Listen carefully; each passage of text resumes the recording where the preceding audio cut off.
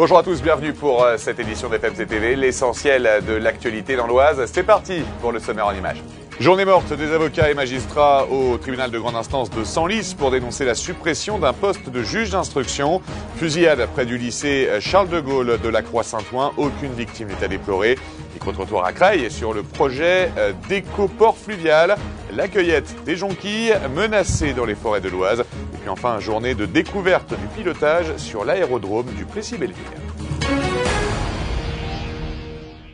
À l'heure où la justice manque de moyens en France, le tribunal de grande instance de Senlis se voit retirer un juge d'instruction, ce qui amène la colère des magistrats et des avocats de l'Oise. Ils l'ont fait comprendre par une journée morte qui avait lieu en début de semaine dernière. Regardez. Pour la première fois, magistrats et avocats du barreau se sont rassemblés devant le tribunal de grande instance de Senlis pour dénoncer la suppression d'un poste de juge d'instruction. Ils vont être à plus de 100 dossiers, dont plus de la moitié de nature criminelle, donc une charge de travail particulièrement importante. Ils ne vont pouvoir se consacrer qu'à ce travail, qui va déjà subir des retards inévitables. Et actuellement, ils complètent ou ils président des audiences de tribunal correctionnel. Ils ne pourront plus le faire. Ce rassemblement s'effectuait à l'occasion de la journée morte décidée au niveau de l'activité judiciaire. Pour le syndicat des magistrats, cette suppression de poste est injustifiable compte tenu du nombre croissant des affaires criminelles jugées à Senlis. 60% des dossiers qui sont instruits sont des dossiers criminels, ce qui est nettement plus élevé que la moyenne nationale qui est de 30% et qui est aussi plus élevé que la moyenne de la Cour d'appel qui est de 40%. On ne pouvait pas s'attendre à cette décision.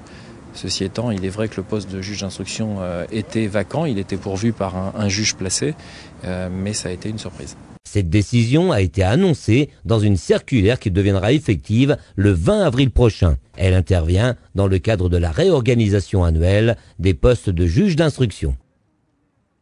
Après le drame de Toulouse, l'inquiétude est de mise dans les collèges et les lycées français et le collège Charles de Gaulle de la Croix-Saint-Ouen est passé très près du drame ce mercredi 28 mars. À l'heure de la récréation, une voiture s'arrête, 3 hommes à bord et les coups commencent à pleuvoir. Heureusement, aucune victime n'est à déplorer. Alors, arme à feu ou pistolet à grenaille, l'enquête suit son cours. En attendant, la tension était à son comble. Frayeur au lycée Charles de Gaulle de la Croix-Saint-Ouen. Mercredi matin, à l'heure de la récréation, 3 hommes à bord d'une voiture ont ouvert le feu alors qu'une centaine d'élèves se trouvaient devant l'établissement scolaire. Heureusement, les 10 coups de feu n'ont fait aucune victime. On a entendu des coups de feu quand on est sorti du lycée, on savait pas ce que c'était. Apparemment, c'était une voiture blanche. Bon, moi, je me suis demandé ce que c'était, ce qui se passait. Ce que j'avais pas compris. Au début, on croyait que c'était des pétards et puis après, il y en a qui ont dit que c'était des coups de feu. Moi, j'ai entendu dire que c'était soit des gens qui font des bêtises, hein, ça les amuse comme ça, soit c'est peut-être un avertissement pour quelque chose, on sait pas. L'expertise des gendarmes a révélé que les auteurs de la fusillade avaient utilisé des cartouches à blanc. Par précaution, 3 agents assuraient le lendemain la sécurité des élèves marqués par l'incident.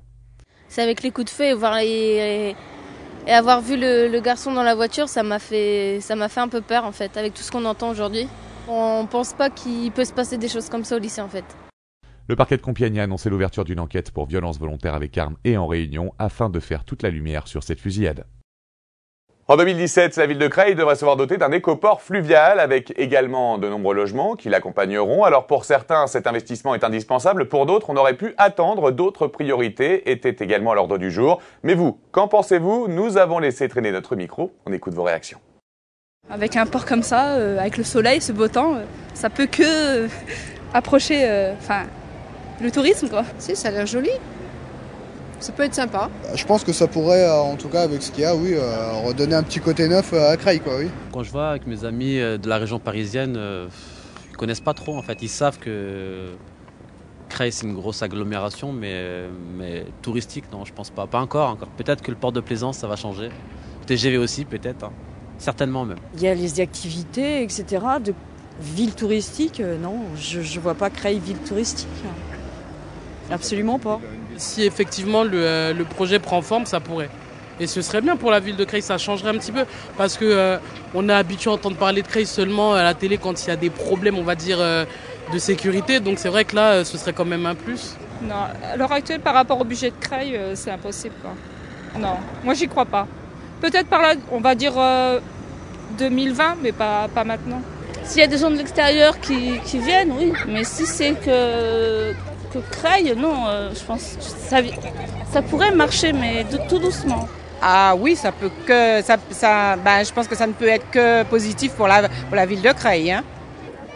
Bah écoutez, un port de plaisance dans une ville comme ça, je pense pas que ce soit utile, mais bon. Après, faut voir les usagers. Hein. Moi, j'ai pas de bateau personnellement, donc ça m'est égal. Mais bon, ça pourra être un plus pour le tourisme, je pense. Le printemps amène les jonquilles et les jonquilles amènent notamment les journées en famille pour aller les cueillir. C'est sympathique, on y va avec les enfants. C'est également une fleur qui est très commercialisée en cette saison. Et le problème, c'est qu'avec tout cela, elle risque tout simplement de disparaître. Les jonquilles menacées dans les forêts de l'Oise, peut-être une fleur en voie d'extinction. Regardez.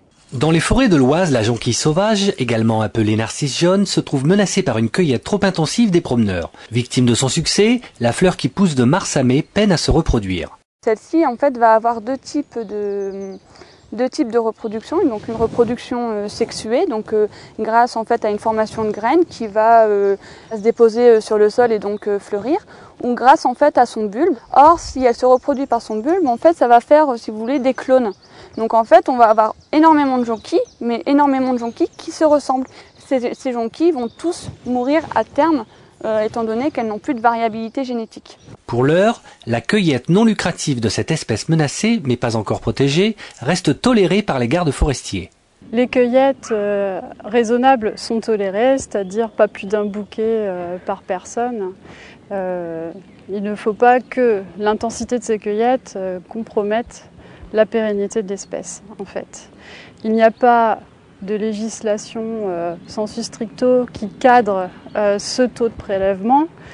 Il est juste à savoir que les fleurs, au même titre que les bois, les champignons, tout ce qui pousse sur le sol forestier appartient aux propriétaires. Une amende proportionnelle au volume de fleurs enlevées est prévue par la loi. En cas de cueillette raisonnable, veillez toutefois à ne pas arracher les bulbes et à sectionner la fleur de façon franche afin qu'elle perdure au fil des saisons. L'aviation est à l'honneur en cette journée du samedi 31 mars, avec pour certains l'occasion de faire leur baptême de l'air, pour d'autres peut-être de se perfectionner ou tout simplement de venir se renseigner. L'équipe d'FMC s'est envoyée en l'air en avant-première à l'aérodrome du Plessis-Belleville. Regardez. Le week-end du 31 mars, plus de 600 aéroclubs français organisent des journées découvertes du pilotage au Plessis-Belleville. À l'école de pilotage Airfly, on propose des baptêmes de l'air d'aviation légère en hélicoptère, avion ou ULM. Nous avons à peu près 50% des élèves pour un loisir et d'autres qui vont en faire leur profession par la suite au niveau du pilotage. La première séance se déroule tout simplement, on leur fait prendre les commandes au roulage et on les aide parmi le décollage et l'atterrissage. En vol, on leur laisse les commandes aussi, de façon à ce qu'ils puissent sentir la machine au départ. Une fois le test théorique en poche, toute personne peut partir en vol accompagné à partir de 14 ans. Une bonne motivation, des cours réguliers permettent généralement d'achever une formation de pilote entre 7 et 9 mois. J'avais aucune expérience d'aviation légère. Donc, dès que le pilote a commencé un virage de 30 degrés, j'ai eu la peur de ma vie. Donc, en fait, quand on commence sans expérience préalable, en fait, on part pour une aventure. On apprend à avoir peur ou à domestiquer sa peur. Pour une formation de pilote privé complète, 45 heures minimum sont exigées en formation et si vous appréhendez la prise d'altitude, vous pouvez toutefois vous essayer à un survol du département, idéal pour découvrir l'Oise sous un nouveau jour. Voilà, c'est la fin de cette édition. Merci de l'avoir suivi. On se retrouve la semaine prochaine pour de nouvelles infos de l'Oise et d'ici là, au revoir et bonne semaine.